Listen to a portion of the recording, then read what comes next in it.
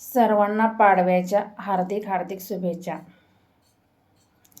शेतकऱ्यांच्या अकाउंटवर दिवाळीच्या अगोदरच जी मदत जाहीर केली होती ती आम्ही देऊ असे म्हणणाऱ्या आदरणीय आपल्या राज्याचे मुख्यमंत्री देवेंद्र फडणवीस साहेब, जर तुम्हाला घरात पैसे नसतील तर तुम्ही दिवाळी कशी साजरी केली असती किंवा दिवाळी कशी साजरी करणार? तशीच माझ्या शेतकऱ्यांच्या अकाउंटला जे तुम्ही पैसे पाठवणार होते तेच आले नाहीत तर त्यांनी दिवाळी कशी साजरी केली असेल?